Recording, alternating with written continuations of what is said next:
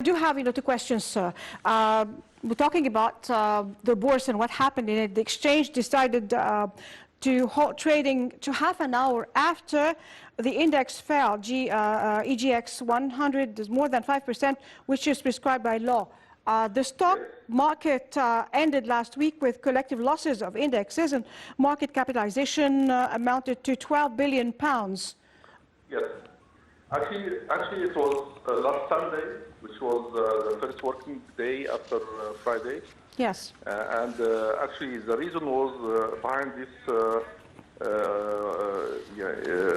big decline in the index, almost 5%. It was due to rumors in the market. Yes. About what happened on Friday, because yes. there was no clarity to the investors. Is there really a lot of protests, or only a few fans of Ahly after the match were walking in the downtown, and some of them start to protest? Actually, the media at that time, they were not covering what's happening, and the event been took as a chance by some foreign media and start to show old videos as if it's happening on that day. Yes. So the market reacted negatively on Sunday and also on Monday, but at a less decline. Then the local coverage started to show the facts, and it showed what happened by Jazeera channel were broadcasting a lot of liars, and market reacted positively on the second day, on Tuesday, until end of week. Actually, the market regained. I mean, the decline was almost on the couple of days, almost close to 60 billion Egyptian pounds. And the market recovered by almost 80% of this decline. Okay. So also on last Thursday, on the day before yesterday, the market, everybody knew that the central bank sent a very strong message. Yes. By cutting interest rate by 1%, which of course will impact the stock market on the coming few days. It's a very strong message to show that there is stability, there is nothing to fear about, and the central bank is still on the what's been decided as easing the monetary policy. And we would see a very positive reaction on tomorrow trading on the stock market. Yes, but also my question, to be sure, would these rumors, because protests, we were there were celebrations, well, in the streets actually. So those who tried to cast doubt and talk about protest rumors about that, would that be affecting more the stock market, I mean, in the coming days? Of course, because yesterday all of us saw the reality by millions of people who went to the streets to start to celebrate and to just show that there's nothing negative. Yes. Coming from protesters. Yeah. And this is a very physical and strong reply to what been broadcasted as fake videos by some channels. Yes. Mr. Mohammed Maher, former member of the board of the Egyptian stock market, thank you very much for being with us. And our guests tonight, we're going to be talking, of course, all related. And I'd like to introduce my guests for tonight. Actually, we have with us Dr. Hossam Salema, Professor of Architecture. Thank you, sir, for being with us. And also Dr. Yasser Mahgoub, Professor of Architecture. Thank you, gentlemen, for being here with us. You honored us with your presence. And we'll start after the break, our talk. Stay tuned to us. Don't go away. We're coming back in a moment.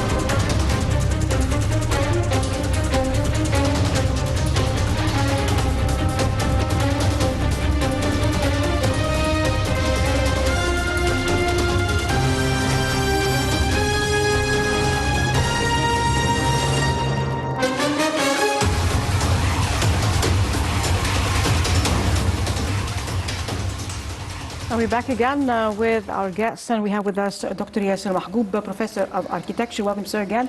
Thank you. With us. And we do have also Dr. Houssam Salema, also Professor of Architecture. Thank you very much for being with us. And actually, let me just, recap what happened this week, before we delve into our subject. Those rumors by certain people and backed by certain, let's say, forces of dark that are trying to just create havoc in Egypt, and being answered by the people, the Egyptian people in general. How do you see what is happening like that, and those endeavors to temper with our peace and stability? I think what happened last week showed the solidarity and the solid foundations of the Egyptian society and its belief in how the country is going, and the obvious achievements that everyone is seeing around in different aspects of the society, in education, in health, in urban planning and design, in buildings, in roads, in traffic. I think all these attempts will continue. This is not the end. I think we should be prepared. With different tactics. Different faces, different voices, different places, and different attempts. And I think it will continue for a good amount of years to come. So we have to be prepared. And I think what happened last week was good for us to learn and know the size and amount of the threats that can be happen in the future. Definitely. Part of it also, building the new capital, of course, and yes. Building. Of course, we have to just go, since Egypt is on a small part of the land, so now that efforts to build and have new cities, and just instead of being centralized, so we have everywhere, like in Upper Egypt and Mount Galala, everywhere, and then with the new capitals, of course, they got a lot of criticism from those who claim to be specialists, that they have nothing to do with that, but then each one is just analyzing according to his own view or limited view, let's say, or his knowledge, maybe also from rumors. So the capital, the new capital, is part of a larger global vision of Egypt. Please expand on that. Of course, the problem is that many people are looking at the new capital the same way we used to look at new urban communities or developments. And I think this is the problem, because they always look at, for example, the way the feasibility yes. of a project like that is considered or calculated. But it cannot be conceived that way. The new capital is a hub or a place that is critically needed at that moment in a country like Egypt. We live in the era of globalization. We are seeing around us everywhere similar impressive global hubs emerging, yes. Like in Dubai. If you go, of course, east in Singapore, Hong Kong, Taiwan, and these hubs are very important if you would like to be part of the global economy. Yes. So it is not an option. And the way these cities are planned and developed is totally different than the way we used to develop cities before. So it's not about luxury or exactly. It's not about how much residential units you are building or yes. how much land you are selling. It cannot be considered like that. It mainly looks at how much global flows of capital, of people, of information and knowledge you can attract to the place. And that's why we are seeing totally different types of projects, approaches to development we are not used to. Yes. And this is the problem. So many people are questioning why we are building, for example, a business district with tall buildings. We are doing that because we need these environments in order to attract global corporates for example, to come and have headquarters in Egypt. They will never come unless you provide them with a quality of space, quality of life that resembles what they are used to in other big cities. So why we are building international universities, international schools, we are doing that because we would like to attract global knowledge. Yes. So we are no longer thinking just locally. We have to look at the globe and be part of that. Definitely, and it's not the first time actually. Muhammad Ali the Great, built Egypt, founded Egypt, and then the Khedive al-Cairo, and so on and so forth. So all that resistance and all that, let's say, campaigns to stop anything good that is happening, which is really pathetic. Okay, now, we're building a new capital that will attract, of course, the embassies and lots, of government authorities. And what will happen to old Khedive al-Cairo and old Cairo generally? Actually, the new capital is not an isolated development. This is part of a general development of Egypt as a whole. Yes. We see several projects in education, in health, in agriculture, in fishing industries, in mining. And this is just the tip of the iceberg of what's happening below the surface. Yes. And it is a symbolic achievement to have a decent quality environment where the government can work and interact and produce in a totally new environment that is more globalized, as Dr. Hussam said. Also, the capital city is a support for the old Cairo, because it will relieve Cairo from all the pressures of pollution, of traffic, of congestion, of all the negative aspects that we see in old Cairo, and will give us space and time to regain our beloved Cairo of the past, that will become a cultural hub, that will become a touristic hub, that will become historical. The old buildings, exactly, all like all old cities that we see around the world. The people are celebrating their old cities and they love them. But the way Cairo is now, in terms of traffic and congestion and pollution, and we cannot keep fixing bits and pieces forever.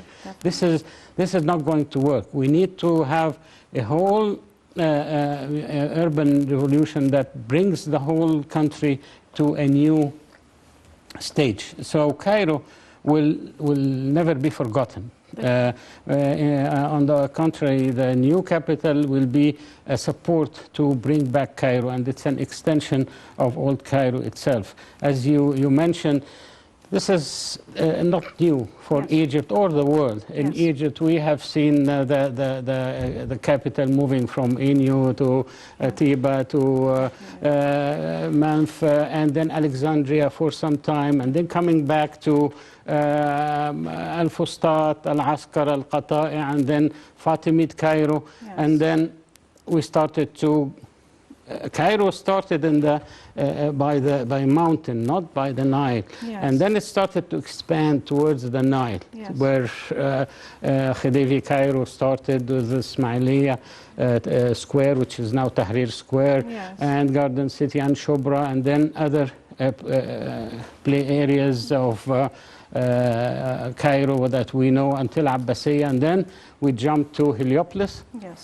To make and that was new also. And Maadi also at the same time we started these two. Also, when Suez Canal was built, new cities came. So Ismailia and Port Said, they did not exist before. We had Suez, an ancient city, but these were new cities as well. So what's happening now is not new. It's natural evolution of a country. If a country stops building, it dies. We have to continue building, expanding. our population will be doubled in 2075. We will be 200 million. That's Cairo will increase from 23 now Yes. to 50 million in 2075. We cannot wait. We cannot stop. Yeah. We have to look at the future and provide opportunities, jobs, work environments, housing, education, health for the Egyptians, not today, yeah. but for the future. And we will continue, of course, fixing the existing schools, existing hospitals. This is a continuous effort. But what's happening through the new capital is an introduction of a whole new Egypt, not just Yes. a new neighborhood, as Yeah, the President exactly. I said. wanted to just talk about the neighborhoods. You know, like it happens like we do have 6th of October, and we started, you know, like compounds, and then global development there, and then Fifth Settlement, and so on and so forth. But and of course, all the services around them, and you know, like people going from Cairo saying, well, we don't want the congestion, and going, you know, somewhere else where they can live in, you know, some broader spaces, but. Now, you know, because of the government is doing that, and then there are institutions that are going to be removed from Cairo, going there to a new capital, then suddenly you find a row against it, and really strange. You know, it's like everywhere, you know, like these buildings have to be built, and someone wrote something which is funny, but at the same time, it's that the history we witnessed that the pharaohs built palaces and built museums and built, you know, like temples. yeah, houses of God. You know, like because there were rows about the mosque being built there in the new capital, and the church, and the big church. So it's like they are building there in the desert. Yeah, you know, it's like it's gonna very soon. It's going to be all built. So you know, where are they going to be building again in Cairo? It's nonsense. No place. Very weird comments, but then, you know, like, the new capital is a fourth generation, say, city. What is the fourth generation cities? Because we always hear these days fourth generation or fourth generation cities, you know, what is it, and how does the new capital fit in it? It has to do with the way of thinking of development or urban development, to Yeah. be more specific. Because, of course, in every era, we are part of the world, and the dynamics of the economy, the politics are totally different today than 20 or 30 years ago. Yeah. So we now live in the era of globalization, or the revolution in information communication technology, Yes. that witnessed a shift more towards service economy. So we are more today thinking of cities that are based on service economy, or economies that offer services like tourism, education, financial services, activities like that. Of course, in parallel to that, industry is critical, but it doesn't have to be in urban settings. So we are seeing what is happening in the new capital, and in parallel to that, what is happening on Suez Canal and the area around it. So this is the industry, and this is the service economy. So by the fourth generation, we mean cities that are more focused on becoming part of the global system, the global economy, that invests in international business, invests in tourism, international education, recreational facilities, that thinks of what Dr. Yasser mentioned, quality of life. And this Yes. is something that is becoming critical, like how to make people happy, enjoying living in that place. And now it is becoming something that should be invested in. So, for example, the Green River that is cutting through all the new capital, a huge green park that will consume a lot of investment, but it is critical because people need these types of spaces, these social spaces, recreational spaces, that we probably haven't seen in the earlier generations of new communities that were a bit more practical, focusing more on providing housing and basic facilities. So there is a big difference between now the new capital and the way buildings are just planned there, and even the other, say, communities, the new communities in October, the Fifth Settlement. Well, you know, we discussed before the green economy, and even the building, the buildings have to be according to other standards that economize, let's say, or save energy. There are other substances used that are internationally approved.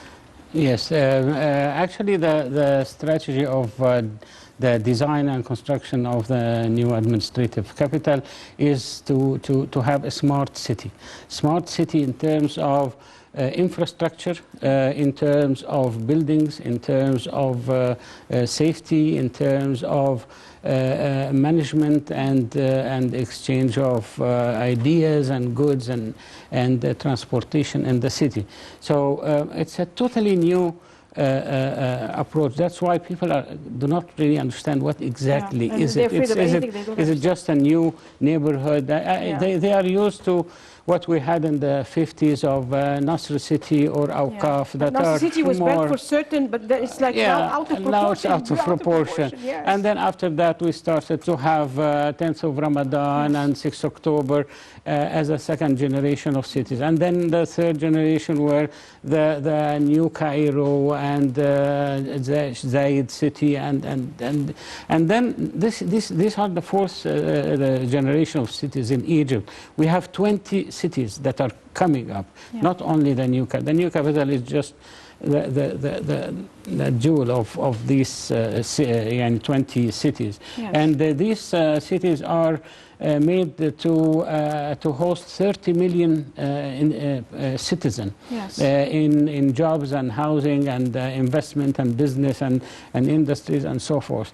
So along the Nile River, we have several cities starting from Alamein to the new capital, to New Asyut, New Luxor, New Aswan. We have several cities along the Nile that are made especially to reduce the migration to the city from rural to urban areas, so they have more urban areas to go to, close to them, and also to create new jobs in industries, factories, new agricultural land, new fishing facilities. All types of work will be there. Of course, the services will follow with education and health, and all this will also be there. But the idea is not to bring everyone to the new, to the urban areas like we did in the past. We do everything for Cairo, and then the rest is not ignored there. No, now the development is spread all over Egypt, and the new capital and these 20 other new cities that are coming up will attract people, will change the quality of urban life. Yes. Unfortunately, rich and poor Egyptians are living in a very poor urban environment. Yes. Even the richest person with the most expensive car is driving in narrow streets, in crowded streets, in polluted air. Everyone is entitled to be living in a high quality urban life. And this will not happen by keeping everyone in their place and fixing bits and pieces, small things. We have to have an overall approach that changes the society as a whole. Definitely. How big is the capital? You know, I haven't visited it, so how big is it? Well, I'm not comparing because you know Cairo. Dr. Hassan is just coming from there now. Okay, so you're like, how big is it? And because also the rumors would say, well, only for people like above, luxurious, apartments, and what if others, who are government workers that are just limited in their own, budget, and they want to get apartments there. Is there facilities for them? Because since lots of let's say businesses and institutions are going to be going there and relieving Cairo from the stress and from the traffic and all that, how, I can't imagine, how, would you please just tell us how is it and what does it entail? Okay. Of course, the new capital will be built on multiple phases. So phase one that is currently under construction, we are talking about 170,000 faddan, which is big. So this is probably as big as Washington, D.C.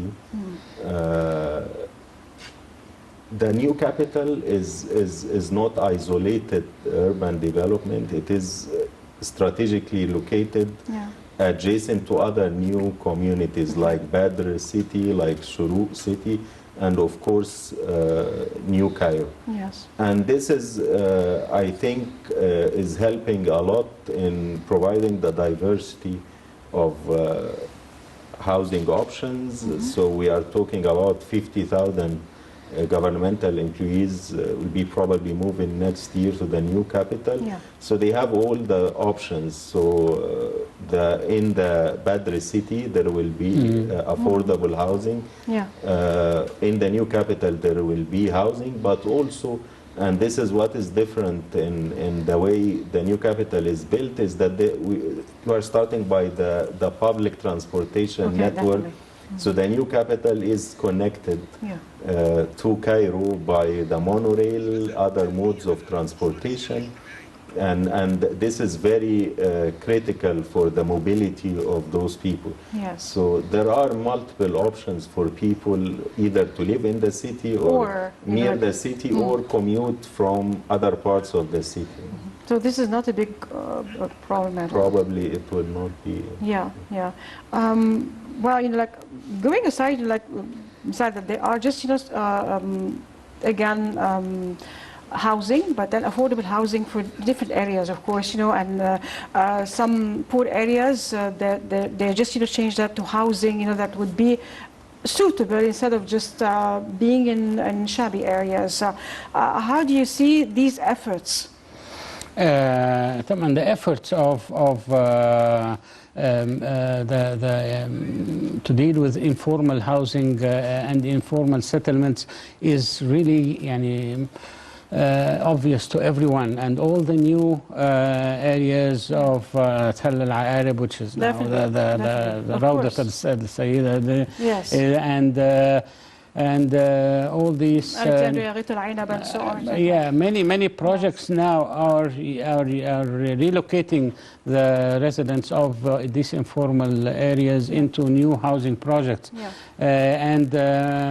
Also in New Cairo, there are areas where they accommodated several groups of people and this is very close also to the new capital. So the New Cairo, Shuruq, Awur, 10th of Ramadan, all these cities will serve with the new capital, with residents and people living there.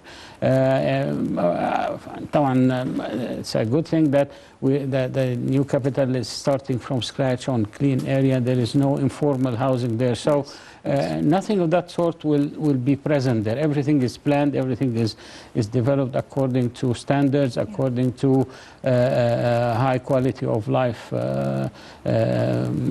measures. And this will give also opportunity for the government to work on all other informal areas all over Egypt to upgrade them and relocate people in a decent and good environment. Now we are seeing just last week the project of the Magra Al Ayun, Sur Magra Al Ayun is going on, and then it's going to be a fantastic area for tourism and historical visits. There are projects also for Al Tahrir Square. There is a project for Sur Al Azbakiya, and Azbakiya Garden is coming back with the new developments after they finished the work of the underground metro. There are the Khedivi, Cairo. It's a big project. It's a beautiful place to visit and enjoy the old architecture of the Khedivi Cairo. I think Cairo is reviving now. It's coming back. And there are efforts in all directions. So we have to see the new administrative capital in that picture. Exactly. Of development all over Egypt in different aspects. Exactly. We'll go for a short break, after which we'll be coming back. Stay tuned to us, don't go away.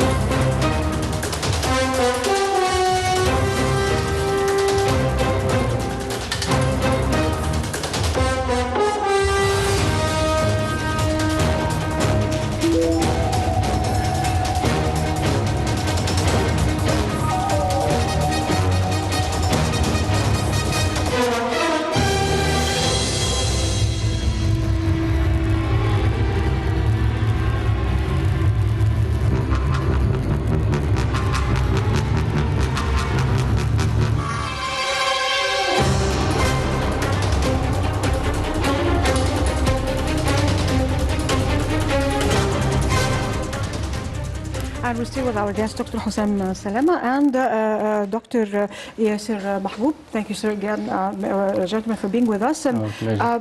talking about branding of the city, branding of cities. What's branding of cities, and are we branding the new capital? What other cities, do we need to do that? What's the need for it? It is very important today to brand cities, because as I mentioned previously, our target is not just to think locally, but also globally. Yes. And of course, branding is not a new thing. It happened in Egypt before, talking about starting from Ismailia, Cairo, the old or Cairo Ismailia, that was built to celebrate the opening of Suez Canal, and this was the image that the Khedive wanted at that time to present to the whole world, something that people could be proud of while guests were coming for the ceremony. So branding the new capital is critical, because we are by this new development sending a message to the whole world that this is new Egypt. And in order to do that, of course, the city has to have a clear vision or theme to be branded with, and this is already there. As Dr. Yasser mentioned, this is a smart city, a green city that aims to become a business hub, cultural hub in the Middle East, and projects that are now under construction are fulfilling that objective. So huge investments in the business district. There is the cultural city or village in the new capital, a big opera house, several international universities. So all these projects are creating this brand or theme for the city. And in parallel to that, of course, the architecture. So the city must have a distinct architecture identity. In our practice, we always call that signature architecture, like buildings that are very recognizable, that could be recognized or known by everybody around the world. And several projects now under construction are targeting that, to create this image of the city, and of course adding another layer is the quality of life. This city will be different than any other urban community in the adjacent areas, because we are seeing extensive investments in technologies, extensive investments in issues related to safety, to waste management, to walkability. Like sidewalk, things that we are missing now in Cairo, we will see, and this again will be reflected back to the old cities. Once people see how a sidewalk can be instead of walking in the street and needing a sidewalk. Definitely this will be reflected back to the old city, the treatments of wastes. So we will be showing a model that could be duplicated in any neighborhood in Cairo. And lastly is like these cities like the new capital will be a hub for global events. So this will be the platform where we can host global or international conferences, international events, sports events. So all these activities or global events will be critical to brand the new capital and put it on the map of global cities. Every year, cities are ranked according to their global importance, and they look at everything. They look at business activities. They look at the exchange of knowledge and information coming in and out of that city. They look at how much this city is affecting global politics, global economy, global culture, and everything. Many cities around the world has went through branding, not just for the fun of it, but to save the city and its economy and its people and its culture. The most famous is New York City. We all know the heart, New York.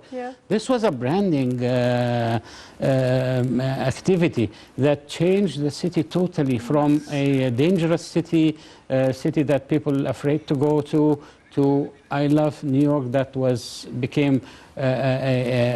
duplicated all over the world. Melbourne, also the big M of Melbourne, the Eiffel Tower of Paris. This is a branding effort. Cities do not just leave things go as they have to make effort to create an image that people want to come and visit and live and enjoy. It's a safe city, it's a nightlife city, it's an attractive city, it has tourism, it has historical places, museums, operas. So branding is not an option, it's a must. And Old Cairo needs branding, as well as Hurghada, as well as Aswan. Alamein City. Alamein City looks. I think also, Dr. Hassam had efforts with his students in many aspects of branding cities and creating. Needless to say that Dubai, Singapore, Shanghai, Hong Kong, all these cities are doing branding for them. So it's not a luxury. It's part of the strategy of making this effort successful. With the changes. With the many changes, rapid changes that are going around nowadays. They're changing everything. The branding of the new Alamein City. The new Alamein City, I think this project was like we have been waiting for a development like that in the northern coast of Egypt for a long time, because people were always criticizing that the north coast is a 2-month investment and that's it.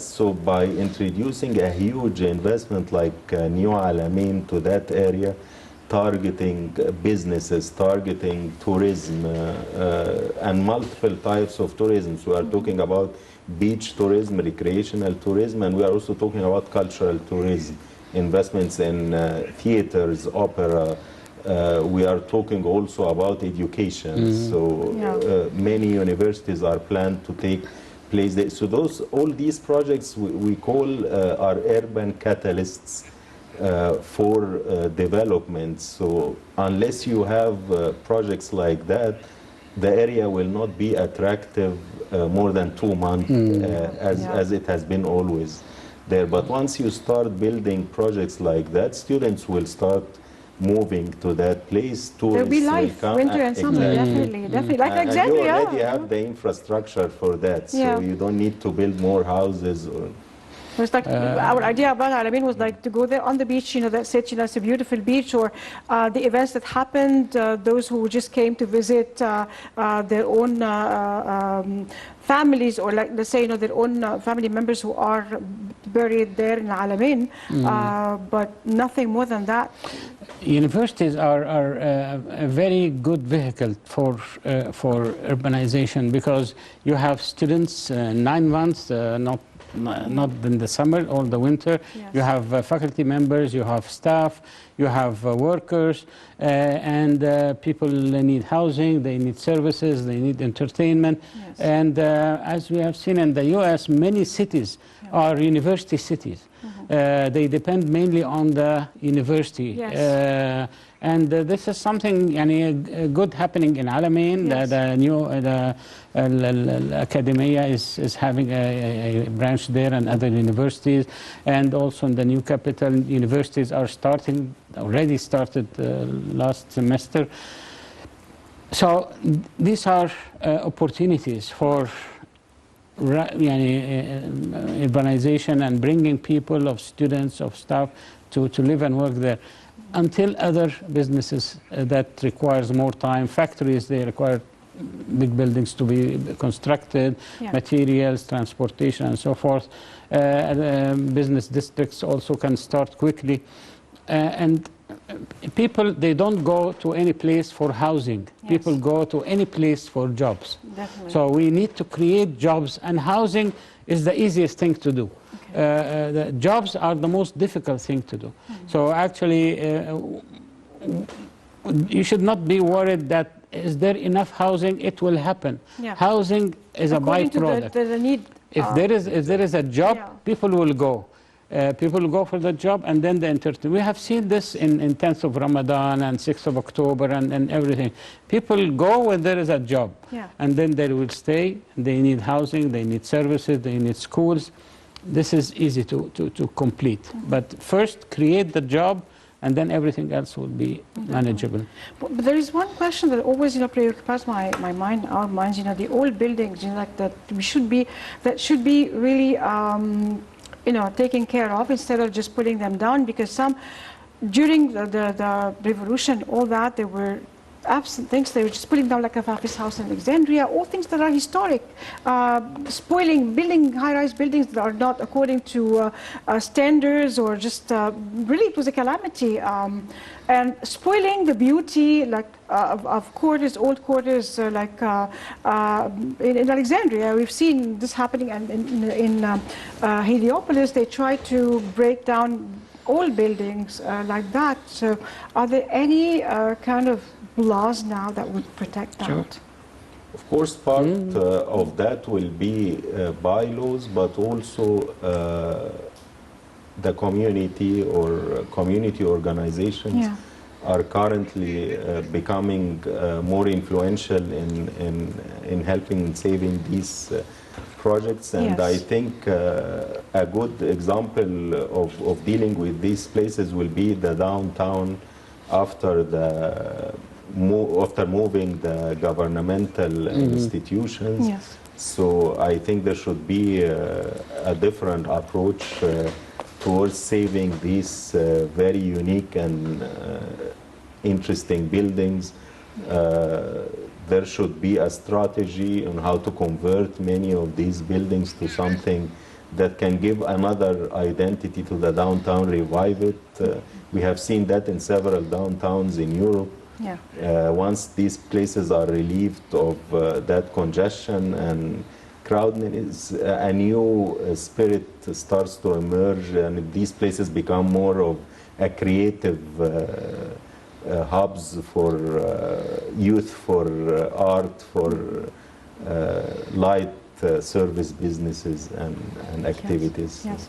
Dr. Hossein Salama, thank you very much for being with My us. pleasure. And Dr. Yasmin Mahmoud, thank you very much for being with us. Thank you very much. Times fly very fast in good times. Indeed. So you honored us with your presence. And we'll see you as projects move on and day by day, inshallah.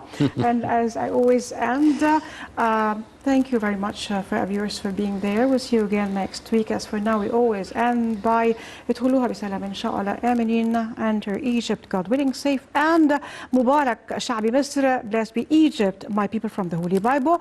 I'm Nermin Azim signing off. God bless Egypt. God bless Egyptians. God bless our president. God bless our police and army. Goodbye for now.